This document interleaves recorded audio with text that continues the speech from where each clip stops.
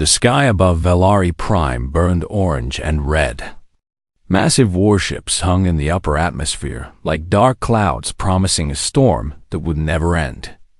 Ambassador Yuna stood at the window of her office in the capital city, watching the distant flashes of weapons fire. The Dominion had come, just as everyone feared they would. The Valari were a peaceful species. They had lived on their green and blue world for thousands of years, building beautiful cities and studying the stars. They had no great military. They had no powerful weapons. When they joined the Galactic Council 200 years ago, they believed that peace and cooperation would protect them. They were wrong. The Dominion did not care about peace. They moved from system to system, taking what they wanted. They stripped planets of resources. They enslaved populations. And now, 340 of their warships circled Valari Prime like predators waiting for their prey to grow tired. Yuna turned away from the window and walked to her communication console. Her hand shook as she typed the message. It was a distress call sent to every allied species in the Galactic Council. She described the attack. She described the enemy numbers. She begged for help. The responses came quickly. The Terrani sent their regrets. Their fleet was committed elsewhere. The Meridian Collective expressed deep concern, but explained that political complications prevented military involvement. The Zalathi offered prayers. Prayers would not stop orbital bombardment. One by one, the great powers of the galaxy found reasons to look away. Yuna felt her hope dying with each message. The Valari would stand alone. They would fall alone. Then a message arrived from Earth. Yuna almost ignored it. Humans were newcomers to the galactic stage. They had only been traveling between stars for 40 years. They were considered young, inexperienced, and militarily insignificant. What could they possibly offer? She opened the message anyway. Transmission received. Analyzing situation. Response forthcoming. Hold position. It was not a refusal. It was not an expression of regret. It was short, direct, and strangely confident. Yuna did not know what to make of it. 12,000 light-years away, Admiral David Park stood in the command center of UNSC headquarters on Luna Base. The distress call played on the main screen. Around him, officers worked at dozens of stations, processing data and running calculations. "How bad is it?" Park asked.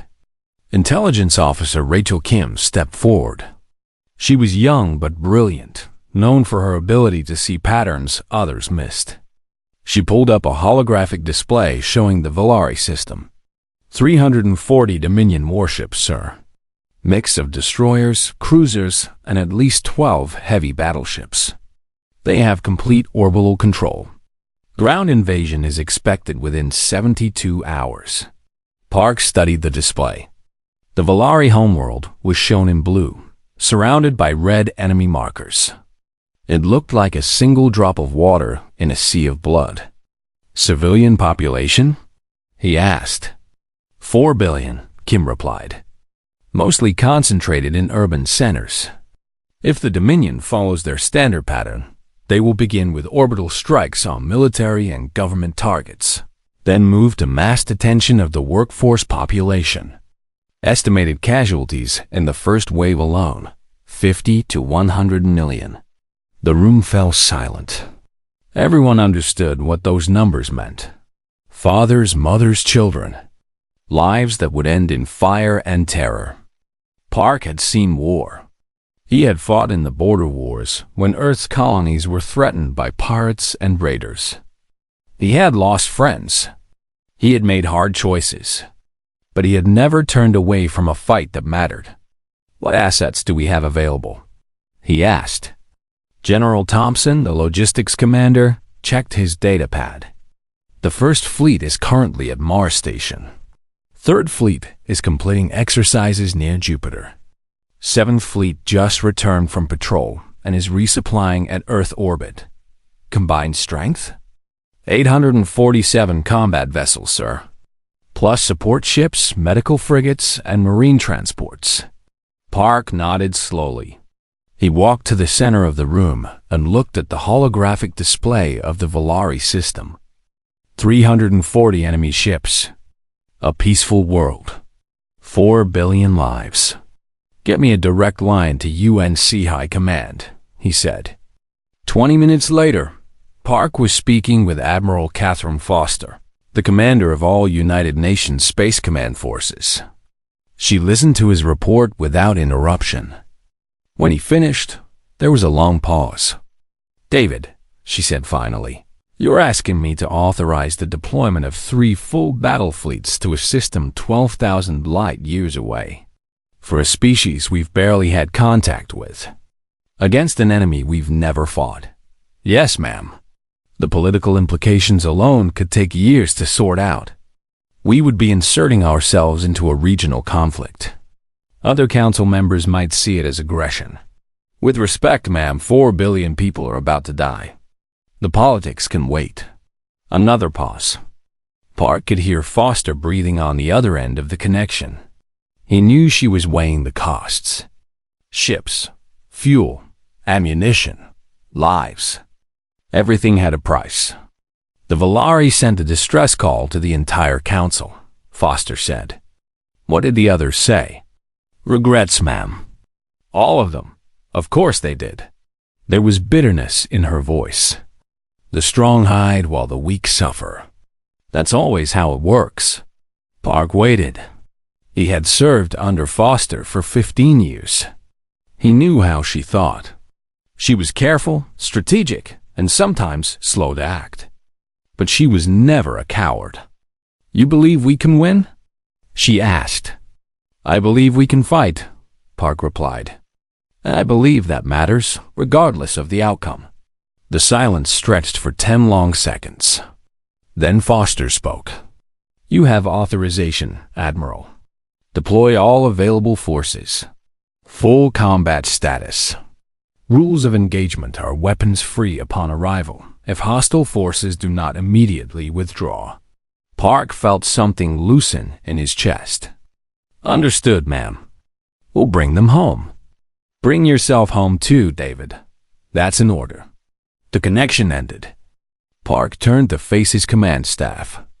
Every eye in the room was on him. They had heard the authorization. They knew what it meant.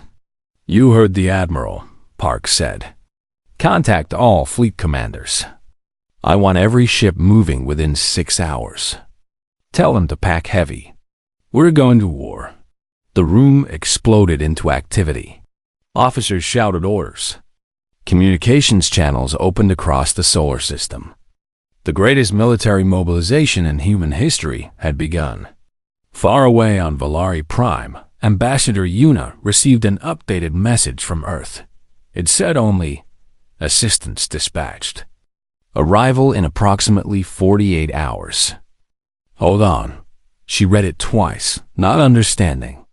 "Assistance dispatched. What kind of assistance? A medical convoy? A few transport ships?" She had no way of knowing that 847 warships were already powering up their engines, pointing their bows toward the stars, and preparing to answer a call for help from strangers they had never met. Humans, it turned out, had a different understanding of the word assistance. Mars Station had never been so loud. Captain Brian Lee stood on the observation deck of the USS Defiance, watching the organized chaos unfold around him. Hundreds of ships were moving at once, their engines glowing blue against the red backdrop of the planet below. Supply shuttles raced between vessels. Crews ran final checks. Ammunition was loaded by the ton. Lee had been a captain for 7 years. He had seen fleet exercises and patrol deployments, but he had never seen anything like this. Every ship that could fly was being prepared for war. His executive officer, Commander Jason Wright, joined him at the window. Wright was a big man with a calm voice that never seemed to change, even in crisis. "Final crew count is complete. Wright reported. All 312 personnel aboard. Weapons loaded. Engines at full capacity. Medical bay stocked for combat casualties. Lee nodded. The Defiance was a destroyer, small and fast compared to the massive dreadnoughts forming up in the distance. But she was his ship, and her crew was his family. He would take them into battle and bring them home.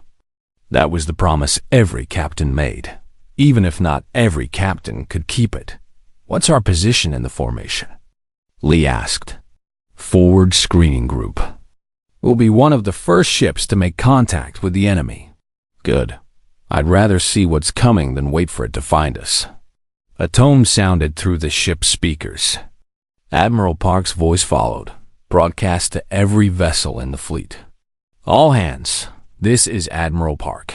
In approximately 36 hours, we will arrive at the Valari system. Our mission is simple.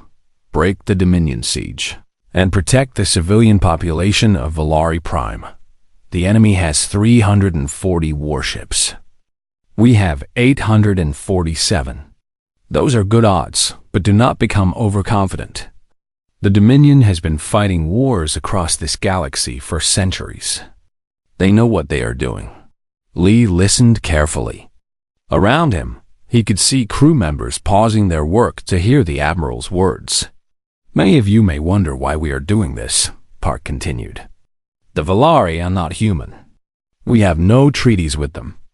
We have no trade agreements. We have nothing to gain from this fight, except the knowledge that we did what was right. 4 billion people are about to die, and everyone else in this galaxy decided that was acceptable. We disagree. That disagreement is worth fighting for. That disagreement is worth dying for, if it comes to that. The Admiral paused.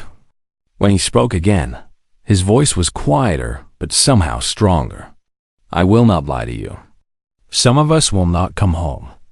War has a price, and we will pay it. But I believe that the measure of a species is not how they treat their own. It is how they treat strangers in need. Today, we show the galaxy what humanity stands for. Today, we answer a call for help. Park out. The broadcast ended. For a moment, the Defiance was silent. Then someone started clapping. Others joined. Within seconds, the entire observation deck was filled with applause and shouts of determination. Lee felt a strange warmth in his chest. He had served in the military because he believed in protecting people. Sometimes that meant protecting Earth's colonies from raiders. Sometimes it meant escorting cargo ships through dangerous space. But this was different. This was bigger. This was the kind of mission that people would remember. Across the fleet, similar scenes played out. On the carrier Independence, fighter pilots gathered in the briefing room to study Dominion ship designs. On the dreadnought Indomitable, Rear Admiral Julie Cho reviewed battle strategies with her command staff. On transport ships, Marines checked their weapons and armor. Preparing for ground combat. Dr. Grace Yang worked without rest in the logistics division. She was responsible for coordinating supplies across the entire fleet, and the task was almost impossible. Medical equipment had to be distributed. Food and water had to be loaded. Spare parts for every type of ship had to be organized and tracked. Her team of 40 people worked around the clock, solving problems as fast as they appeared. We need more plasma for the surgical units, one of her assistants reported. Current supplies will handle maybe 200 major surgeries. If casualties are higher than that, we'll run out. Contact Mars Medical Center, Yang ordered. Tell them we need everything they can spare. Priority transport. And get me the numbers on blood substitute reserves. If we're treating alien casualties too, we'll need to know their biology. Valari blood chemistry is similar to human, another assistant said, checking data on her screen. They can use our plasma expanders. That's lucky. It's not luck, Yang replied. It's preparation. Keep working. We have 34 hours to prepare for the worst day of our lives. Meanwhile, on Valari Prime, the situation grew more desperate. Dominion ground forces had begun landing in the outer provinces. The Valari military, small and poorly equipped, fought bravely but could not hold their positions. Thousands of refugees streamed toward the capital city, hoping that the urban center would be defended.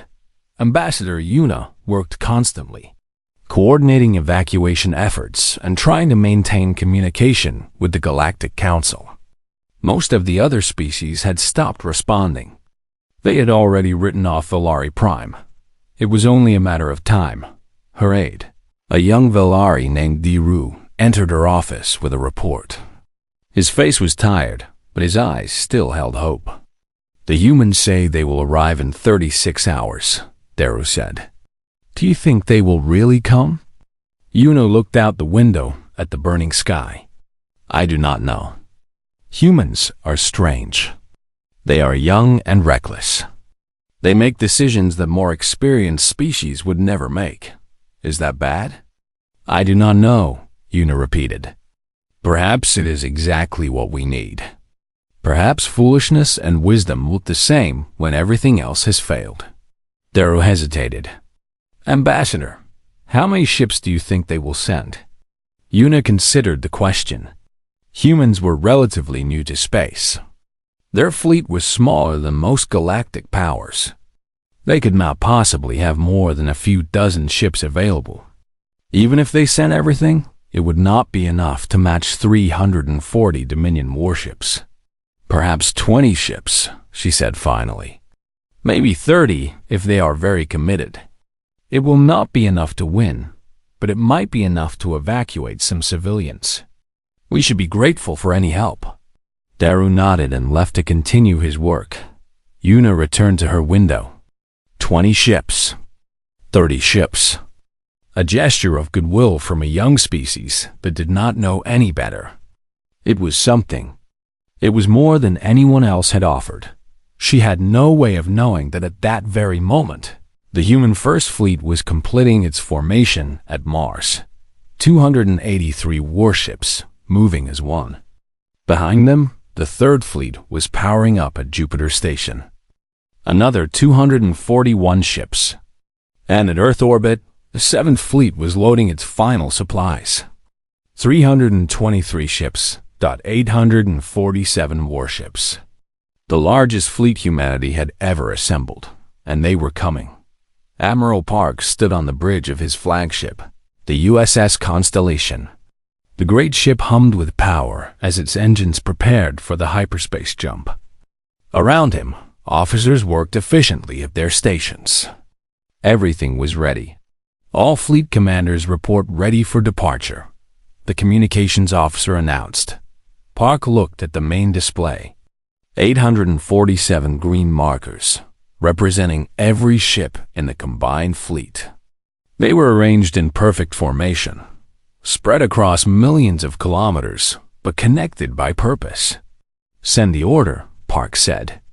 All ships, prepare for hyperspace transition. Destination, Valari system. We jump in 5 minutes. The countdown began. Across the fleet, men and women said quiet prayers, checked their equipment one last time, or simply sat in silence, thinking about what was coming. Some were afraid. Some were eager. All of them understood that this moment would change everything. At exactly the scheduled time, 847 ships activated their hyperspace drives simultaneously. Reality bent and twisted. Stars stretched into lines of light. And then they were gone, racing across the galaxy faster than light itself. The journey to Valari Prime had begun. Overlord Vex stood on the command deck of his flagship, the Hammer of Dominion. Through the massive viewing window, he could see Valari Prime below, its cities glowing like scattered jewels in the night. Soon, those lights would go dark. Soon, the planet would belong to the Dominion. Vex was old by Dominion standards, nearly 200 cycles. He had conquered 17 worlds during his career. He had crushed rebellions, broken fleets, and bent entire species to the Dominion's will. This conquest would be no different. The Valari were weak. They had no allies willing to fight. Their small defense force had already been destroyed. All that remained was the final act. Status report. He commanded. His tactical officer, a young warrior named Tor, stepped forward. All ships in position for orbital bombardment. Ground forces have secured the outer provinces. Estimated time to complete planetary subjugation: 72 hours. Vex nodded. And the distress call the Valari sent to the Galactic Council? No response from any major power, Overlord. The Tyranny refused. The Meridian Collective refused. Even the Zalathi refused. No one is coming to help them. As expected, the galaxy is ruled by cowards. They talk about peace and cooperation, but when one of their own is attacked, they hide behind their words. Vex smiled, showing rows of sharp teeth. Begin bombardment of the capital city. Start with government buildings. Let them watch their leaders die before we take the rest. Yes, Overlord. Targeting now. But before the order could be executed, something strange happened. The sensor officer suddenly stood up from his station, his face twisted in confusion. Overlord, we are detecting unusual readings at the edge of the system. Vex turned. What kind of readings? Hyperspace distortions, Overlord. Multiple signatures. They appeared to be...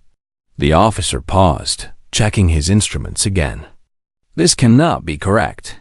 Speak clearly. The readings indicate incoming ships. Many incoming ships. The signatures are consistent with the hyperspace drives used by the human species. Vex frowned. He knew of the humans, of course. A young race from a small planet called Earth. They had only been traveling between stars for a few decades. Their technology was adequate, but unimpressive. Their military was small. They were not a threat. How many ships? He asked. The sensor officer stared at his screen. His hands were shaking. Overlord, I am counting hundreds. The number keeps increasing. I do not understand how this is possible. Before Vex could respond, the hyperspace distortions reached their peak. Reality itself seemed to crack and tear. Across the entire star system, points of light exploded into existence as ships emerged from faster-than-light travel. And they kept coming. The first wave was the destroyer groups, racing forward in tight formations. Behind them came cruisers, their hulls bristling with weapons. Then, the carriers' massive ships launching fighters before they had even fully arrived. And behind all of them, moving like mountains through space, came the dreadnoughts. On the bridge of the Hammer of Dominion, chaos erupted. Officers shouted over each other, trying to make sense of what they were seeing. The main display filled with red markers representing enemy ships. There were so many that they overlapped, making it impossible to count them all. Tor's voice cut through the noise. Overlord, I am reading 800. No, 847 enemy warships. Human design. They are moving into attack formation. Vex felt something he had not experienced in nearly a century. Fear. Real. Genuine fear. That is impossible, he whispered. The humans do not have that many ships. Our intelligence said their entire fleet was less than 500 vessels. They appear to have brought everything, Overlord. Everything they have. A communication signal came through the system.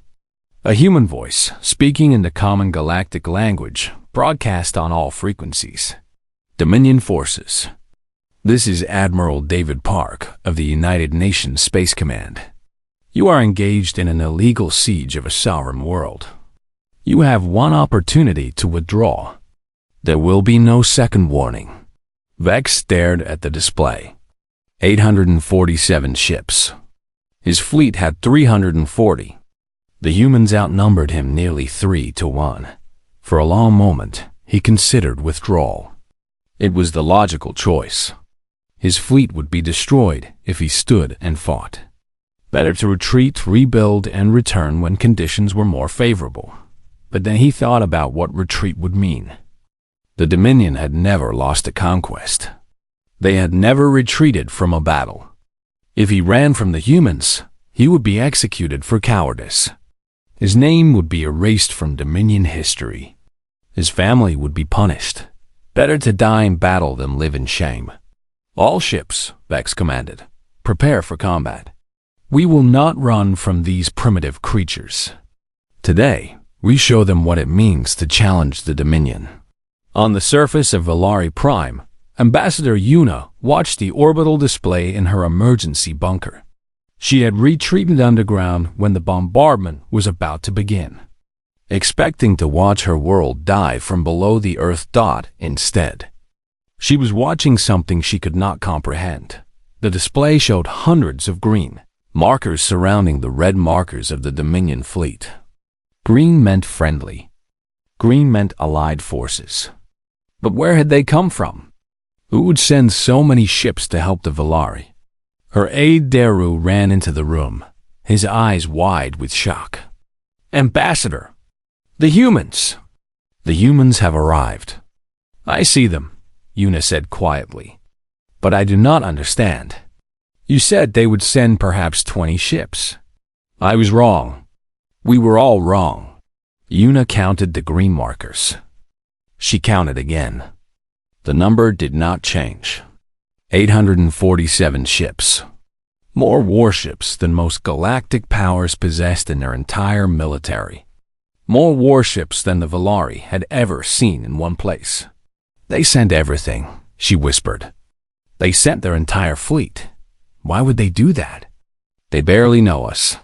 Yuna shook her head slowly. I do not know. Perhaps they are foolish. Perhaps they are brave. Perhaps there is no difference. In space above the planet, Captain Brian Lee gripped the armrests of his command chair as the Defiance moved into position.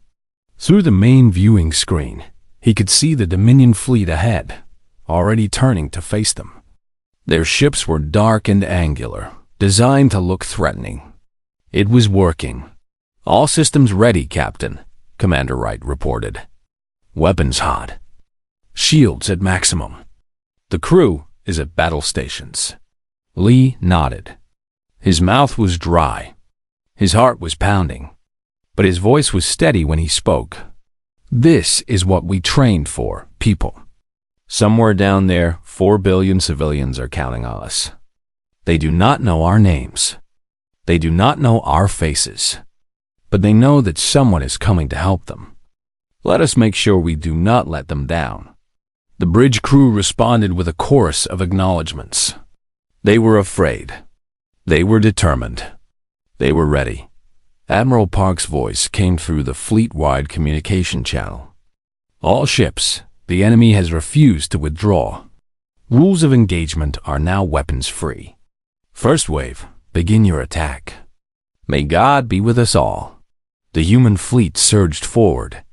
847 ships, carrying tens of thousands of soldiers and sailors, charging toward an enemy they had never fought for people they had never met.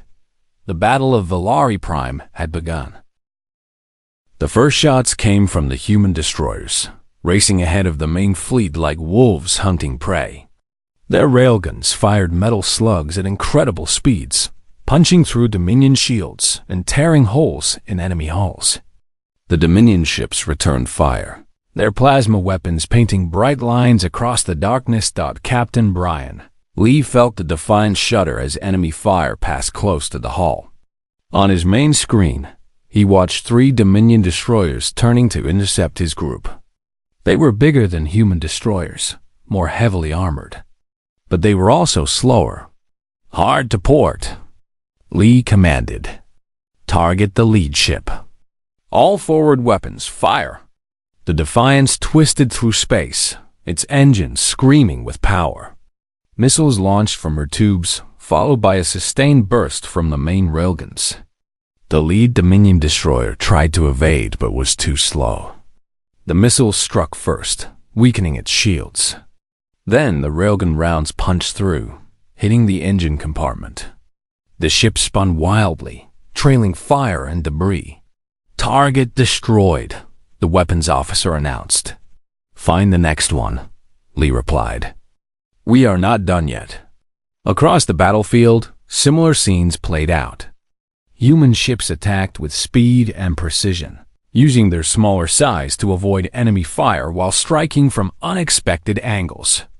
The Dominion fought back with brute strength, their heavy weapons capable of destroying a ship with a single hit if they connected. But connecting was the problem. Human captains had trained for years to never be where the enemy expected them dot at the center of the formation. Admiral Park watched the battle unfold from the bridge of the Constellation. Data streams flowed across his displays, showing ship positions, damage reports, and enemy movements. It was chaos, but it was organized chaos. His fleet was performing exactly as trained. "Report from the carrier group," the communications officer announced. "Fighter squadrons Alpha through Delta have engaged enemy bomber formations. Enemy strike on dreadnoughts has been intercepted." Park nodded. The Dominion was trying to target the human capital ships, hoping that killing the dreadnoughts would break the fleet's power.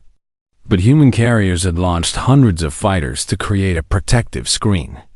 The small craft were everywhere, hunting enemy bombers and drawing fire away from the larger ships. "Tell Rear Admiral Cho to begin the main assault," Park ordered. "Break their center. Show them what our dreadnoughts can do." The Indomitable was the flagship of the Dreadnought Squadron, a massive ship nearly 3 kilometers long. Rear Admiral Julie Cho stood at its center, surrounded by displays showing every aspect of the battle. She was calm despite the chaos. She had been waiting for this moment her entire career. "All dreadnoughts, from attack line," she commanded. "Primary targets are the enemy heavy battleships. We break their spine. The rest of the fleet will follow." 12 human dreadnoughts moved into formation, their massive hulls blocking out the stars. Each ship carried enough firepower to devastate a planet. Together they were unstoppable. The Dominion saw them coming. Overlord Vex ordered his battleships to concentrate fire on the approaching dreadnoughts. Plasma beams lashed out, striking shields and armor.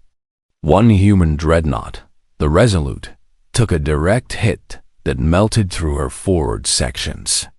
She kept coming, her remaining weapons still firing. "Target the lead battleship," Cho ordered. Sustained fire. All weapons. The Indomitable's railguns erupted.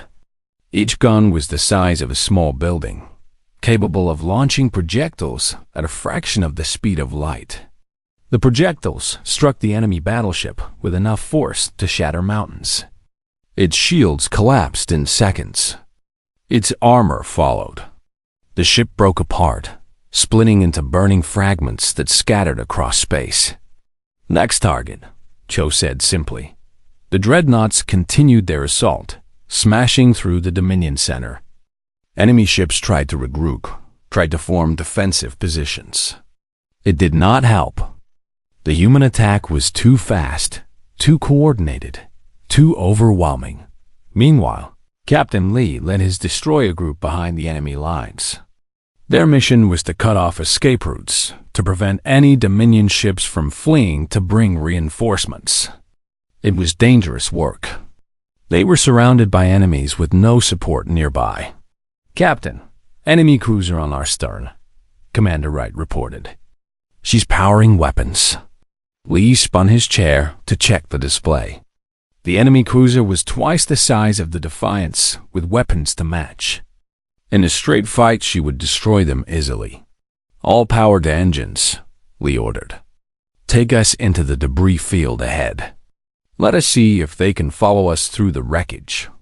The Defiance dove into a cloud of destroyed ships, weaving between burning holes and spinning fragments. The enemy cruiser followed, but she was too big to maneuver quickly. Lee took a ship through gaps that should have been impossible, trusting his helmsman's skills. Enemy cruiser has fallen behind, Wright announced. But she's still tracking us. Good enough. Bring us about. Target her engines. The Defiance emerged from the debris field behind the enemy cruiser. Her missiles fired before the enemy could react, striking the cruiser's engine section. The big ship lurched, her speed dropping as power systems failed. She was still dangerous, but she could no longer pursue. Leave her for the cleanup cruise, Lee said. Find us another target. On Valari Prime, a different kind of battle was taking place. Marine transports had broken through the orbital fighting, dropping pods toward the surface. Each pod carried a squad of human soldiers, falling through the atmosphere in controlled crashes that scattered them across the battle zone. Sergeant Michael Hahn hit the ground hard, his armor absorbing most of the impact. Around him, his squad was already moving, taking positions behind rubble and fallen buildings. The capital city was a war zone. Dominion ground forces held key positions, pinning down Valari resistance fighters. Contact front, one of his soldiers reported. Enemy infantry, approximately 50. They're dug in around that hospital complex. Hahn looked through his scope. The hospital was full of wounded Valari civilians.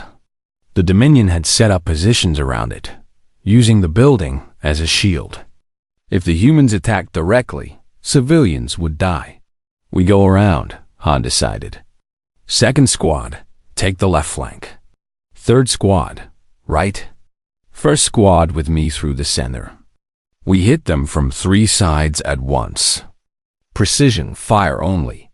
One wrong shot, and innocent people die. The Marines moved out, using cover and shadows to approach the enemy position.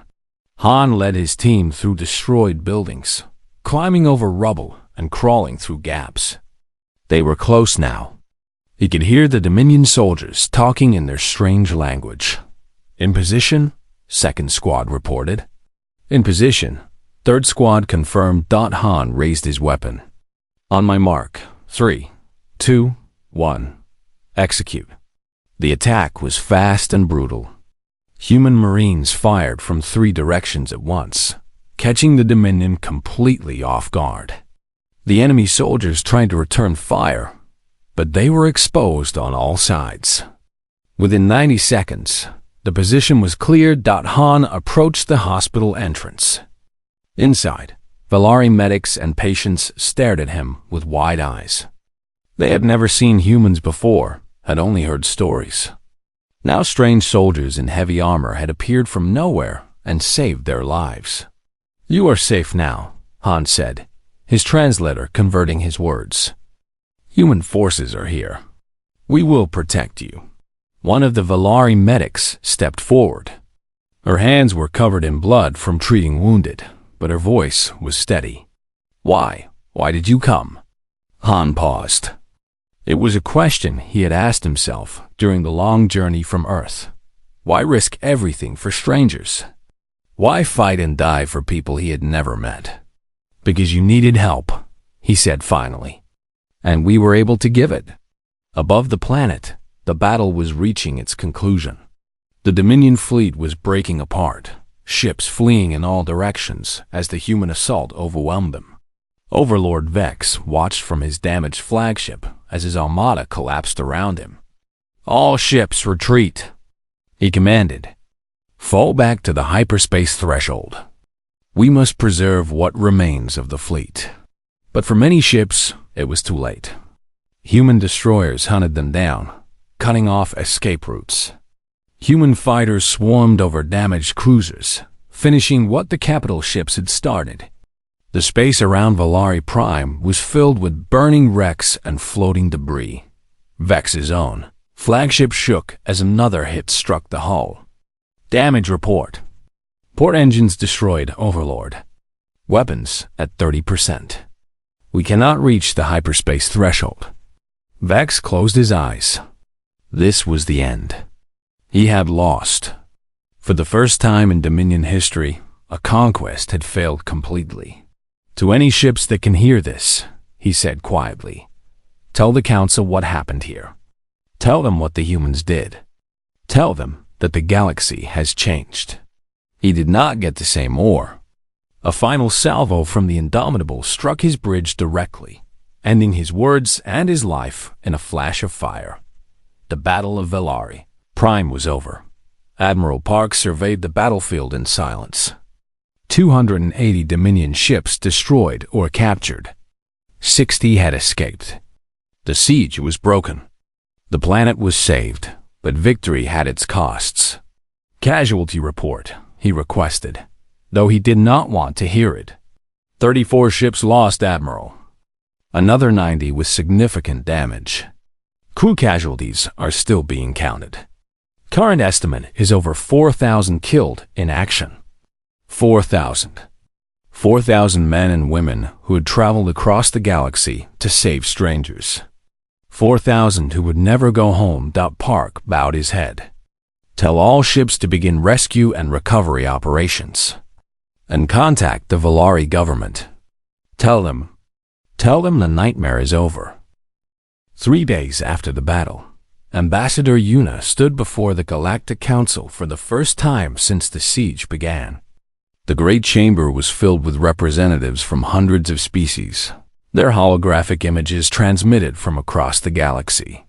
Many of them had sent regrets when the Valari asked for help. Now they watched in silence as Yuna prepared to speak.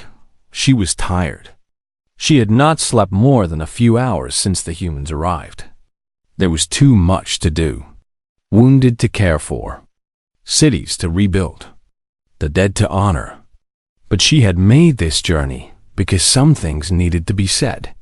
3 weeks ago, my world sent a distress call to this council, she began. Her voice was soft but steady. We were under attack by the Dominion. 340 warships. 4 billion lives at risk. We asked for help. We begged for help. She paused, looking around the chamber at the assembled representatives. Most of you sent regrets. Some of you offered prayers. One species, and only one, sent what we actually needed. On the main display behind her, images appeared. Human warships emerging from hyperspace. Fighters engaging enemy bombers.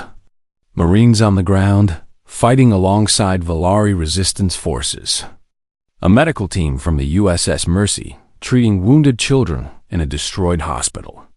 The humans sent 847 warships, Yuna continued.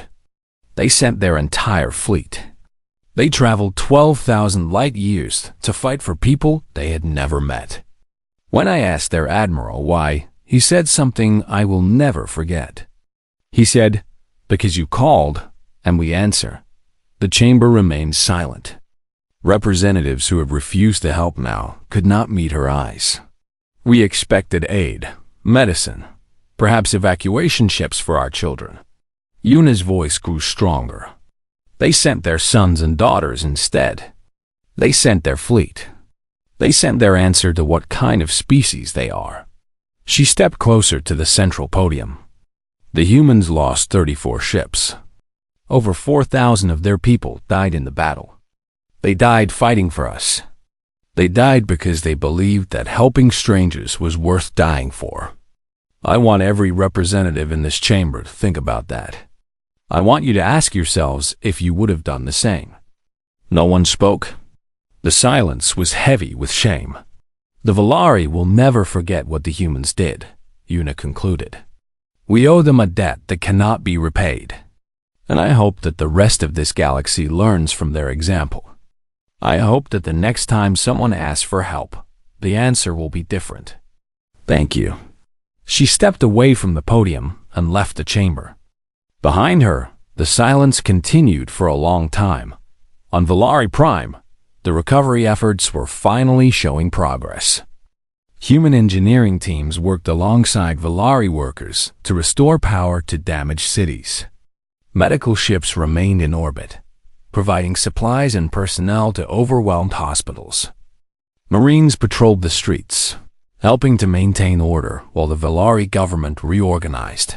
Captain Brian Lee sat in a small garden outside what remained of the capital's main government building. His ship, The Defiance was in space dock for repairs. The battle had damaged her hull in 17 places, and her port weapons array needed complete replacement. But she had survived. Most of her crew had survived. That was more than Lee had dared to hope for. He was thinking about the battle when he heard small footsteps approaching. He turned to see a young Valari child, perhaps 6 or 7 years old by human standards. The child was thin, with bandages visible on her arms. But her eyes were bright and curious. "Hello," Lee said gently, hoping his translator was working properly. The child stopped a few feet away, studying him. "Are you a human?" "Yes, I am. You came from far away." "Very far away?" "A place called Earth." The child considered this information seriously. Then she reached into her pocket and pulled out a small object. It was a carved stone, shaped like a flower with delicate petals. She held it out toward Lee. "My mother said I should give this to a human," she explained. "She said it is how we say thank you for very important things." Lee took the stone carefully. It was warm from being in the child's pocket, and the carving was beautiful despite being simple. He could see that someone had spent hours making it. "Thank you," he said. "This is very special." The child nodded. Then she asked the question that Lee had heard many times over the past 3 days. "Why did you come?" "We are not humans. We are different from you." Lee looked at the small stone in his hand. He thought about the long journey from Earth. He thought about the battle, the explosions, the fear. He thought about the 4,000 people who had died so that this child could live to ask her question. "We came because you called," he said finally. "And because being different does not mean you are alone. When someone needs help, really needs help, you do not stop to ask if they look like you, or talk like you, or live near you. You just help. That is what my people believe." The child considered this for a moment. "That is a good thing to believe," she decided. "We think so." She smiled, the first smile Lee had seen from a Valari child. Then she ran off to find her mother, leaving Lee alone with his thoughts and his small carved flower dot in orbit above the planet. Admiral Park was preparing to leave. The fleet would remain for another few weeks to ensure security, but his flagship was needed back at Earth. There were reports to file, debriefings to attend, and difficult conversations with the families of those who had not come home. Before he departed, he received one final message from Admiral Foster at UNSC High Command. "David, the Council has been in emergency session for 2 days straight. Apparently, our little intervention caused quite a stir. Several species that refuse to help the Valari are now very worried about their relationship with us. They want to know if this means we will intervene in other conflicts. They want assurances about our intentions." Park read the message on his personal display. "And what should I tell them?" "Tell them the truth. We have no intention of conquering anyone. We have no desire to control the galaxy. We simply refuse to stand by while innocent people suffer if we have the power to help them. Let them make of that what they will. Understood." Park out. He closed the message and looked out the viewing window at the planet below. Valari Prime was beautiful, a world of green forests and blue oceans. A world that had almost been destroyed. A world that was now alive because humanity had chosen to act. Was it the right choice? Park believed it was. But he also knew that the galaxy had been watching. Every species, every government, every power had seen what Earth was willing to do for strangers. Some would see it as inspiring. Others would see it as threatening. The consequences would unfold over years and decades, but that was a problem for the future. Right now, there was a planet full of grateful people and a fleet full of tired soldiers who needed to go home. "Navigation," Park said. "Set course for Earth. Standard cruise speed. Let the crew rest." "Yes, Admiral." Course laid in. The constellation turned away from Valari Prime and began its long journey home. Behind it, the rest of the fleet would follow in the coming weeks. They would return to families, to normal lives, to a world that was slowly learning what it meant to be part of a larger galaxy. But they would also return to something else. Heroes, protectors, the people who answered when others refused to listen. The phrase spread across the galaxy in the months that followed. Traders carried it to distant ports. Diplomats whispered it in private meetings. Historians began writing about the Battle of Valari Prime as a turning point in galactic history. Humans answer, not with calculation, not with conditions, not with committees and debates and careful considerations of cost. When the call came, humanity responded with everything it had. And that simple fact changed how the galaxy saw them forever. The Dominion rebuilt its fleet and considered revenge. But their commanders hesitated. Attack Earth, and the humans would respond with everything. Attack Earth's allies, and the humans would respond with everything.